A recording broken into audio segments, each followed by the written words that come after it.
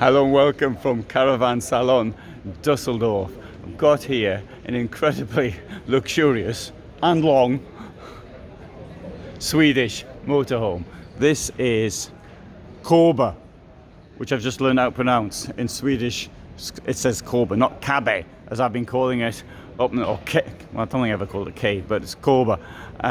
This thing here is going to cost, there you go, 280,000 euros, and the basic price 257. So the inner length, that can never, look at that, inner length, or the living compartment says that living 656 centimeters. Well, that can't be right, can it? But anyway, the overall length is 932 centimeters, 232 width, 233, and the height 306.5. Right, good. So this is it.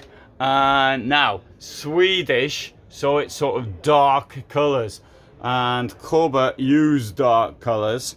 So if you're not into dark colours, then this won't be the thing for you. But if you want light colours, then you might look at something from France or something, or Spain.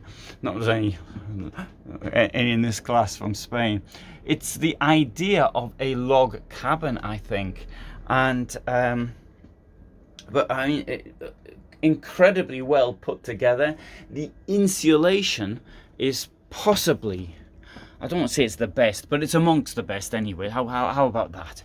And obviously, if it's built for Sweden and you're going to use it in the winter, then it does get a bit nippy there from time to time. So you'd want something a little bit better quality. There's a company here this year actually builds in Finland, and they're here for the first time.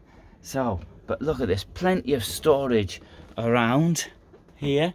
One of the problems with Kabe, some of their vans were too wide, about, I can't remember what it was now, 245 centimeters, something like that.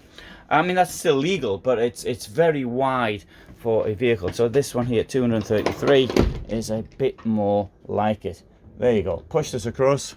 Oh, I can't because this is up here. It's blocked. Is there a reason why it's blocked? And it's probably blocked there for a reason.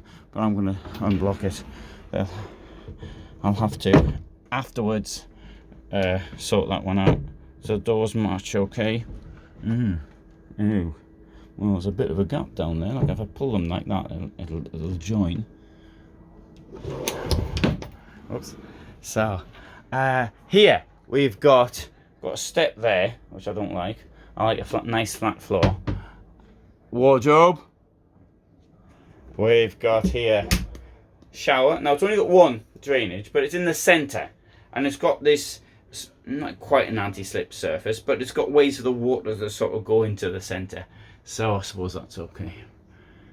I like 2 drainage points in the shower.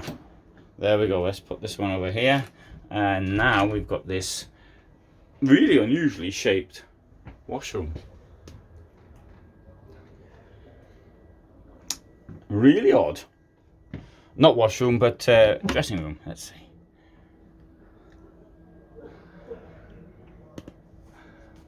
I've never seen one like this before anywhere. Anyway, no, I'm not complaining. Yeah, I'll close this again. See if this makes any difference. Yeah, still not joining properly. There. Anyway, I don't think that can be solved, but it can't be. Storage under the bed. Oh, look at that. See, it's proper storage. It's got sides. I feel it's very light. Very light. But it's there. So why can't other companies do that? It's usually cost, but I don't believe that costs that much money. This is a Cinderella toilet. These toilets work by burning your waste. That's right, it burns your waste. It does it using gas, and oops, it makes a beeping sound when you lift the thing up. To my way of thinking, it shows how we've advanced, that we've got enough gas to even burn our waste rather than sticking it into a place where you stick your toilet waste. Anyway, I spoke to the person from Cinderella, and he said, well, it just depends if you want to be the person who takes a sewage cassette to the campsite in the morning. Well, it doesn't bother me. It doesn't seem to bother anyone else either. Anyway, that apart. 3 burners here. Nice sink, very nice sink. Stacks of space. Lovely contour in the kitchen.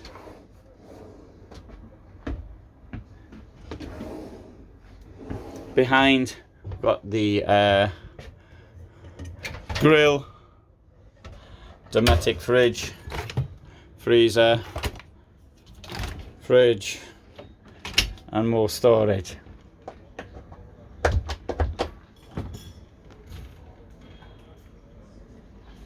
Wonderful seating group as well, absolutely outstanding. Bed up front, cabinetry, oh, really appeals to me. Very, very nice. Storage under the chairs here.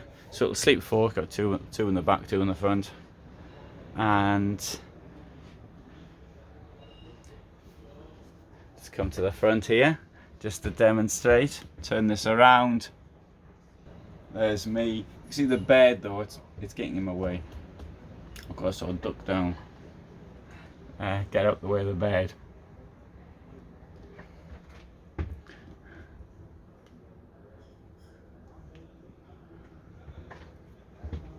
Very nice.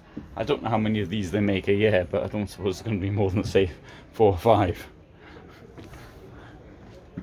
This isn't the same one as those that had the last event I was at. I can see the differences. As always, you get a fly net. There's somebody, so you've got these mosquitoes in the UK called ticks, and somebody said that they go through these fly nets aren't good enough to stop them getting into the vehicles. Now, in parts of Sweden, there's no shortage of mosquitoes in the forest. I don't know what the situation there is like. Is this open? And another wonderfully large garage. I like a large garage. So, innovative design by Kabe. There you go, Kabe Imperial.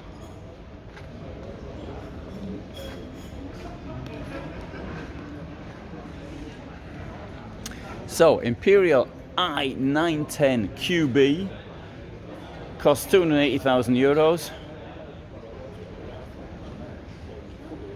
It's on a Mercedes Sprinter, and it's a very long vehicle. So, I hope you found that interesting. Thanks so much for watching, and all the best from me in Germany.